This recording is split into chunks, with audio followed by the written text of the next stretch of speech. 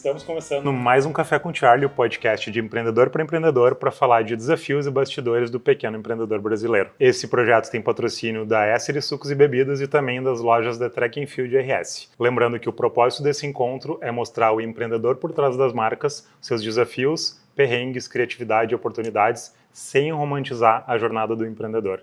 E a nossa convidada de hoje é a estilista de alta costura e uma grande empreendedora da nossa cidade, Duda Galvani. Seja bem-vinda ao encontro do Café com Charlie. Obrigada, é um prazer estar aqui.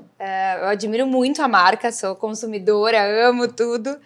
E foi assim, uma surpresa até, né, quando tu me chamou. Mas estou muito feliz de estar aqui também, poder compartilhar um pouco da trajetória contigo. Obrigado. E com quem estiver escutando. Né? Obrigado.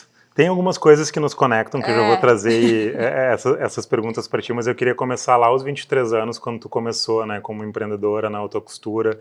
Me conta um pouquinho, assim, de como que aos 23 anos alguém desperta para empreender nesse ramo. Sim, foi até um pouco antes, na verdade, porque aos 23 foi quando eu larguei realmente o trabalho, né, que eu tinha fixo, para essa loucura que é empreender, né. Eu tenho uma história com a minha avó, enfim, então a moda na minha vida começou através da inspiração e da convivência com a minha avó materna. E aí eu comecei a trabalhar com moda. Aos 14 anos eu já desenhei meu primeiro vestido de debutante, que aqui, né, a gente sabe que no Sul é muito tradicional o baile de debutantes.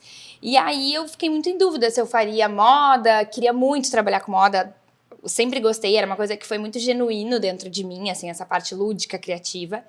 E aí eu comecei a fazer roupas pra mim, fazia pra algumas amigas no colégio, ainda as meninas pediam pra eu desenhar os vestidos. Então foi uma coisa que ela já tava meio... ela existia ali dentro, sabe? E aí eu me formei no colégio, meus pais muito preocupados. Mas tu vai viver da moda, como assim, né? E aí eu lembro que na época eu prestei vestibular pra medicina e pra moda. Nada a ver uma coisa com a outra, mas assim, né? Medicina, ser médico, enfim, vou dar orgulho pros meus pais, ser bem-sucedida, aquela coisa, né? Que hoje em dia não é bem assim. E aí minha avó me incentivou, fui lá, comecei a cursar moda na Fevale, em Novo Hamburgo, fui morar em Londres. Eu sempre fui muito independente, assim, então decidi, falei com meus pais, quero ter uma vivência fora do país. Fui morar em Londres, estudei moda em Londres, mas foi incrível, assim, foi lá onde eu realmente tive a certeza que eu queria trabalhar com moda. E aí voltei, a minha mãe sempre trabalhou com carreira, sempre muito preocupada com a minha carreira. E aí ela disse, tu tem que ter uma vivência em uma grande empresa. Entrei nas lojas Renner, né, que, enfim, uma das maiores varejistas do país, e aqui no Sul acho que não tem lugar melhor para realmente, né, trabalhar nesse mercado de varejo. E aí lá eu entrei, assim, eu fiz um pouco de tudo. Eu fiquei quase 5 anos na Renner. E nesse meio tempo eu continuei fazendo os vestidos para as minhas amigas. E aí foi muito engraçado, porque teve um momento que uma das minhas melhores amigas na época ia se formar em odonto. E ela falou, tu assina o meu vestido, quero que tu desenhe e quero que tu faça tudo do começo ao fim, mas eu quero te pagar. E aí eu lembro, nossa, mas quanto que eu vou cobrar, né? E aí eu lembro que eu cobrei R$200. E eu não tinha nem etiqueta. Eu falei dela, não, mas tu tem que ter uma etiqueta, vamos desenvolver uma etiqueta. Eu falei, numa tarde dentro do trabalho, desenhei no Corel, que nem existe mais, eu acho, a minha etiqueta da marca, que sempre foi Eduarda Galvani, muito por pesquisa, eu sempre fui muito curiosa, então estudei as grandes maisons, as grandes marcas internacionais, principalmente francesas, né, que é o berço da alta costura, e decidi que ia ser esse nome, né, por hora, Eduarda Galvani Atelier. E aí, cobrei, fiz o vestido pra ela, ficou lindo. Até hoje ela tem o vestido, a gente reformou depois. E aí, daquele momento, amigas, foi muito por indicação, assim. Aí eu trabalhava, eu saía do trabalho 6 da tarde, ia às vezes pra casa da cliente pra levar os tecidos. Já, tipo assim, já tava meio que empreendendo, mas sem perder o vínculo, assim, muito com medo, porque eu acho que o empreender, ele não existe segunda-feira, né? Eu digo assim, todo dia é uma segunda-feira, né? Então é muito instável, ao mesmo tempo é uma dúvida constante, tu se automotivar o tempo inteiro, né? Mas eu acho que eu tinha muito brilho no olho, acho que é um grande diferencial, assim, muita paixão pelo que eu fazia e faço até hoje.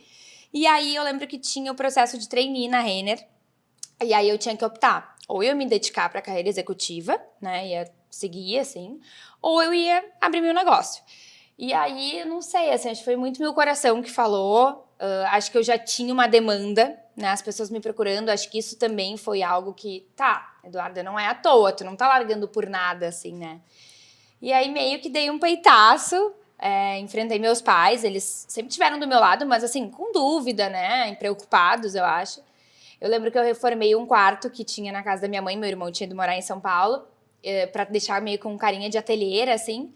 E foi ali que começou. E aí as coisas foram indo muito devagarinho também, muito organicamente, com os pés no chão, né? Com muitas dificuldades. Mas enfim, estamos aí há 11 anos. A Charlie tem 12. A gente começou muito juntos. próximo.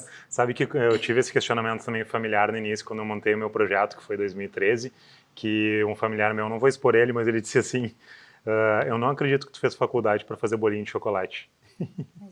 O melhor então, brownie. assim, é muito isso, né? As pessoas nos questionam muito nesse caminho empreendedor, porque não é o caminho comum, né, geralmente. Mas eu queria te ouvir, Duda, em relação a estilista talentosa, né, criativa, inquieta, já deu para perceber que tu tem essa inquietação, esse estudo, esse olhar, né? Quando tu te viu empresária?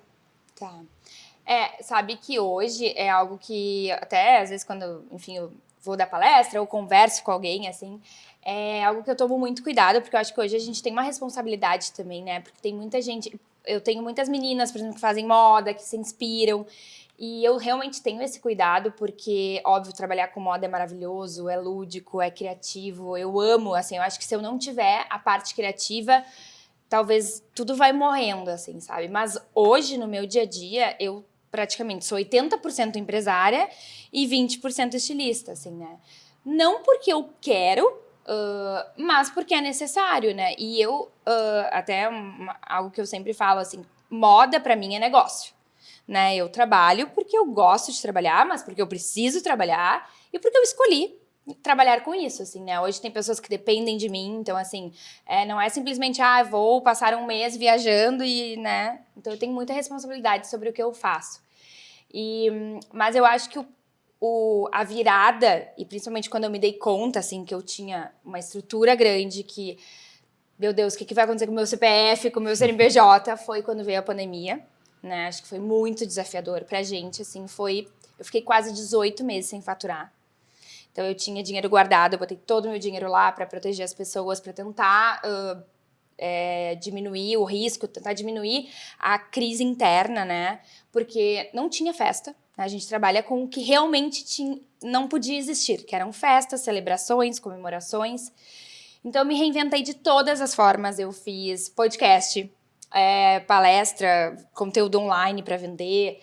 Eu fiz moletom, uma linha Conf, toda de algodão orgânico, com tingimentos naturais. Minha avó me ajudou. Fiz uma linha de alfaiataria.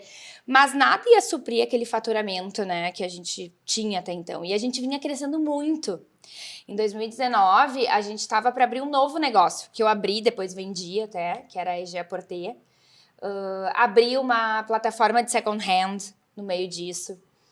Enfim, foram vários desafios, assim. E realmente acho que a pandemia, ela foi... Acho que a palavra, ela não é bonita, mas assim, ela nos sangrou realmente, assim, sabe? Eu lembro que eu participava de um grupo que se chamava Ciclo de Empreendedores na época, e uma das pessoas lá, um dos empresários do ramo financeiro falou assim pra mim, senta no dinheiro. Tudo que é linha que tu vê de crédito, tu pega e tu senta nesse dinheiro. Eu usei essa máxima também. E eu fiz. Depois a gente dá um jeito, ver o que vai acontecer.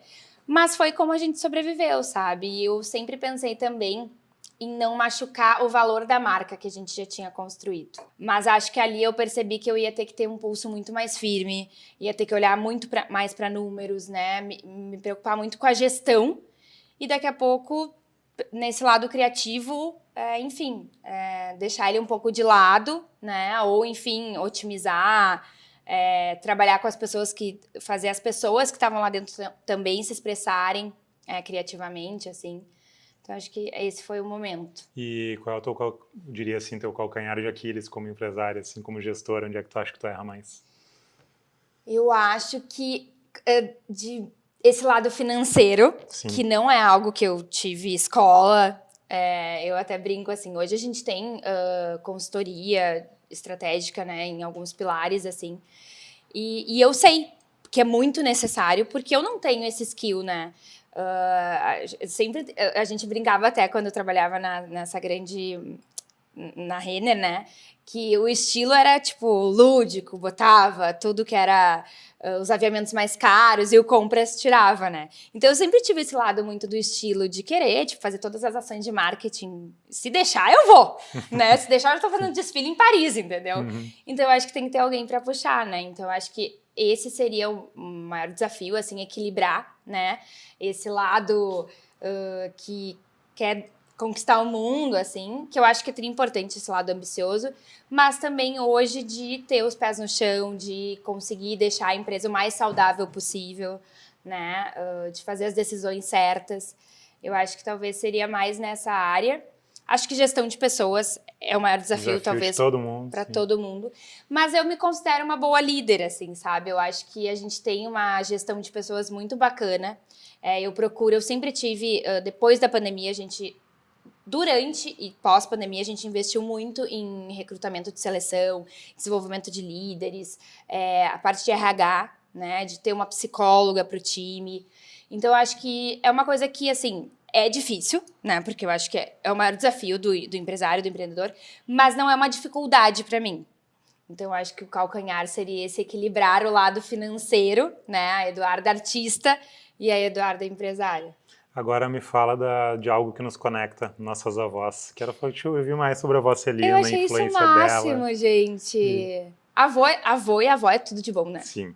Assim, eu digo, se eu pudesse congelar uma pessoa, seria minha avó, assim. Eu nem me imagino. Me conta dela. A minha avó, ela é uma, tipo, fada madrinha, assim, sabe? A gente brinca que ela é, tipo, aquele ser que tu gosta de botar num potinho. E porque ela é doce, eu nunca vi a minha avó falar mal de alguém. A minha avó, se tá as coisas difíceis, assim, ela sempre tem uma palavra amiga, uma palavra doce, um provérbio que ela aprendeu ou que ela cria, sabe? Até às vezes no ateliê, às vezes o clima tá difícil, eu falo, ai, vó, vem pra cá, fica aqui, porque só de tu tá aqui tu já equilibra as coisas, sabe? Ela trabalha comigo todos os dias. Até às vezes quando tá chovendo, hoje ela não foi, mas quando tá chovendo ela vai pra lá. Ela borda, ela tinge, ela prega botão, ela corta. Claro, hoje ela tem mais dificuldades, né, de mobilidade normal, assim, mas ela é pra frente. Ela viaja comigo, vai visitar os meus sobrinhos, filhos do meu irmão, em São Paulo sozinha até hoje, ela tem 84. E a minha avó, ela me ensinou muito sobre fé. E aí eu acho que, né, quando a gente fala ali da vida e das questões de dificuldades, né, de doença, enfim, ela foi a pessoa, assim, eu acho que eu não baixei a guarda no sentido de desistir ou de achar que as coisas não iam dar certo pela fé que a minha avó tem e que ela me ensina, sabe? Me ensinou sempre, assim.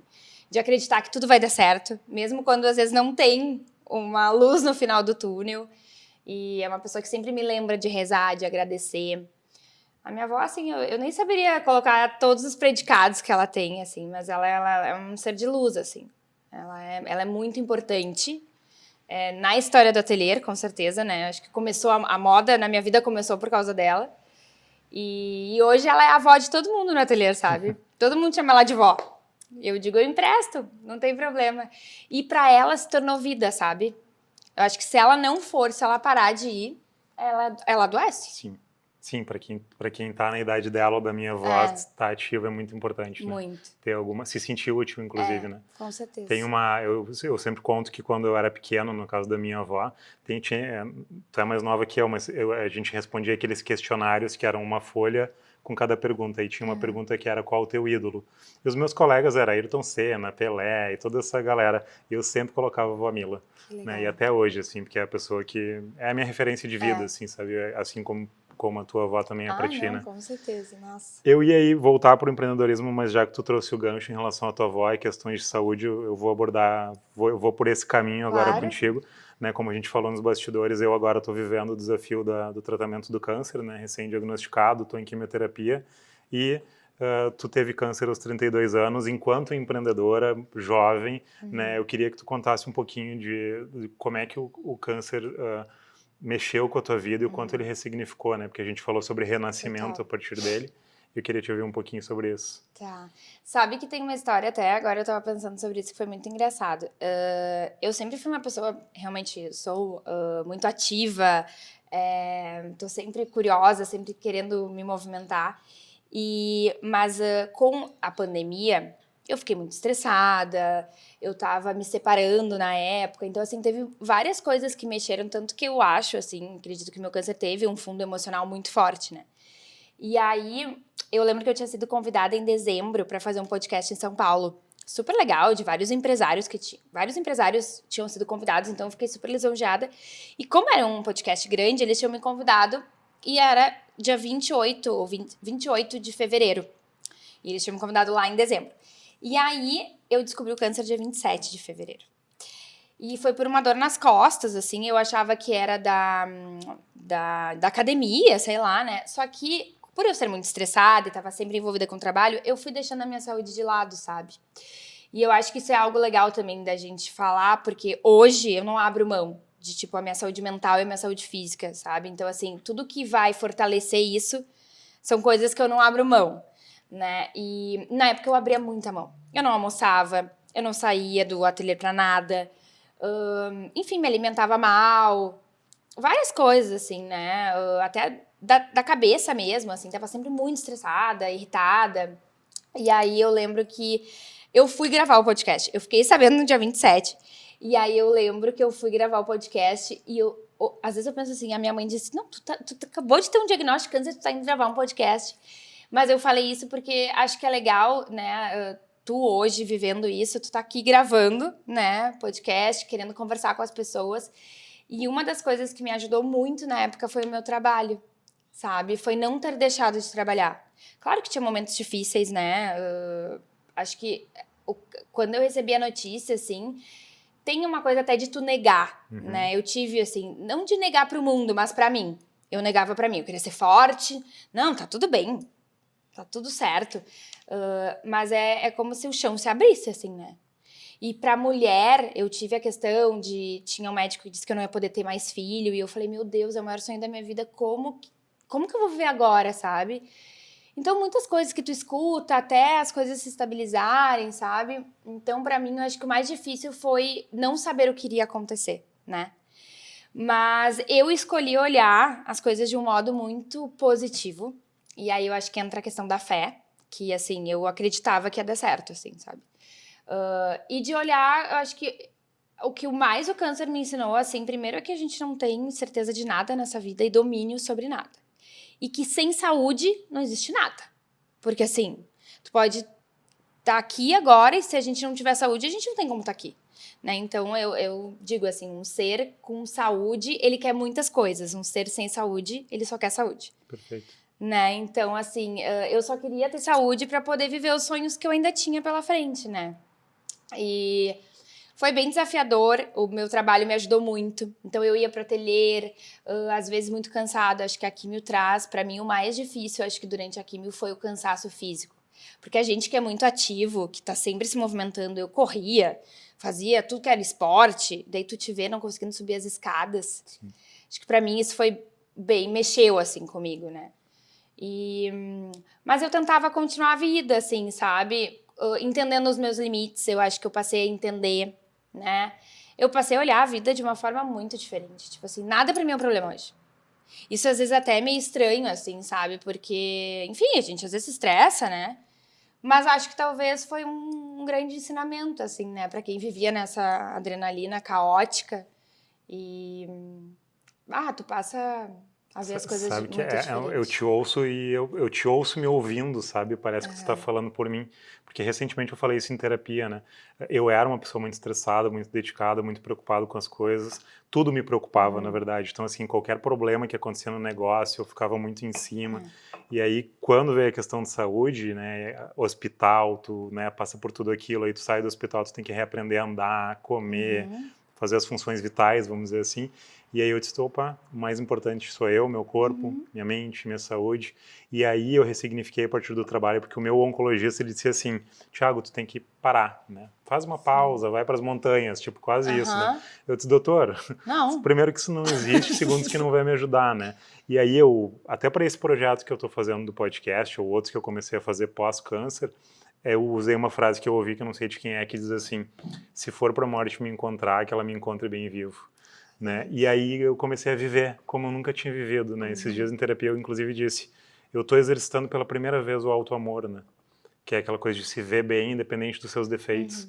E eu disse, bom, querendo ou não, o câncer, eu também virei uma pessoa, eu já era de muita fé, mas eu não sabia que tanto quanto eu tenho agora, sabe? De conexão com Deus e nessa crença em algo que é intangível, mas que está aqui, algo, né? E que vai trazer a cura, eu acredito, assim como tu tá, né, comemorando tua cura agora nesses 3 anos de remissão, eu espero comemorar a minha também, né, e também era um dos motivos pelos quais eu queria te ouvir, porque é importante para quando a gente está passando por algo assim, ouvir mensagens de quem já passou, né, então obrigado por isso também. Com certeza, sabe? Não, e conta comigo para tudo, assim, porque...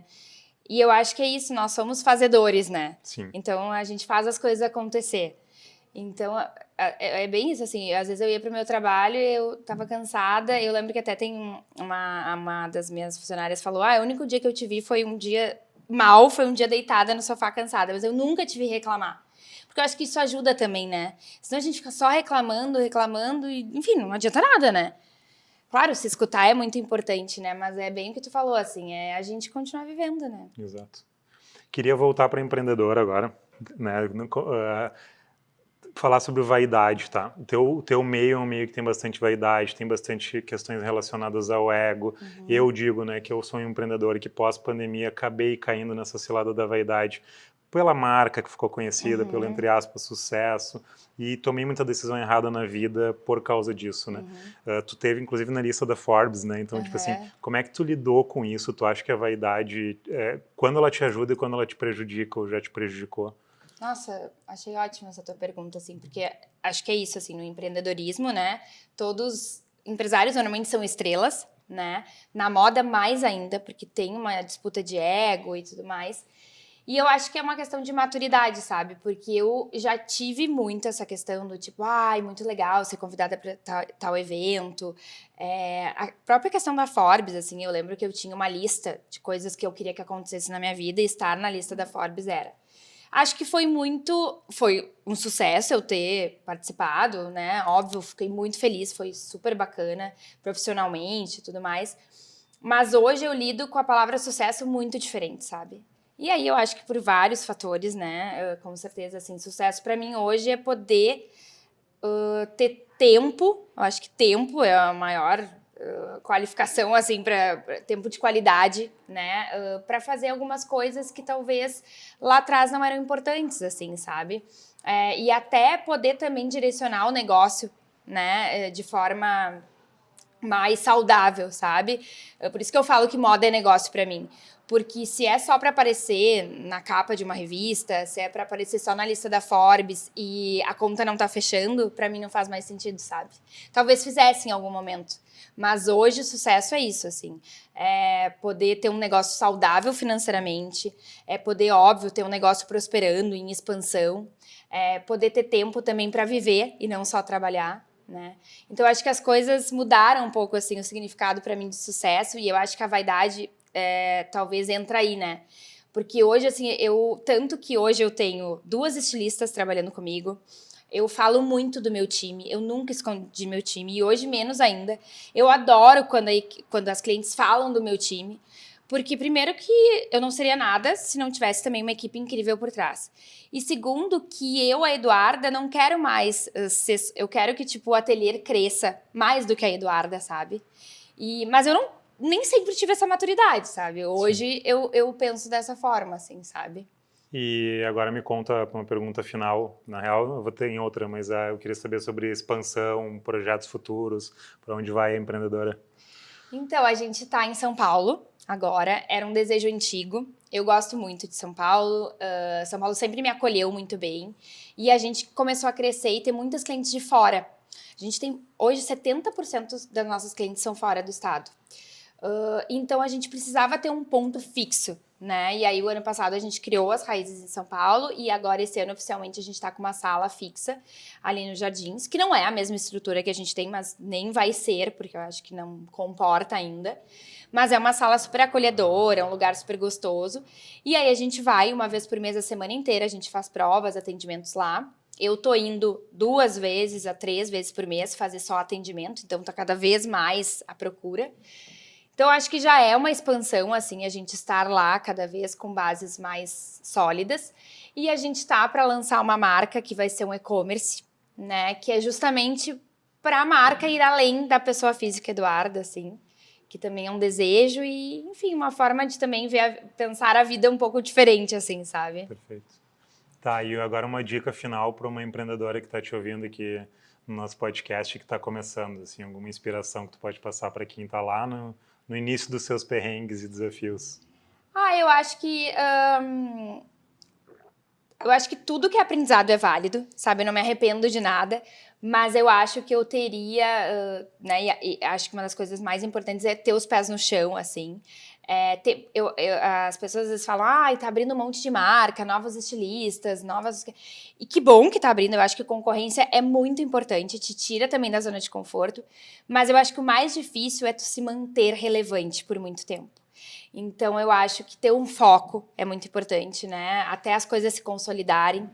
E aquilo que a gente sempre fala, que eu acho que não é à toa que a gente fala, né? Que ter paixão pelo que a gente faz, consistência, colocar muita força, né? É muito trabalho, né?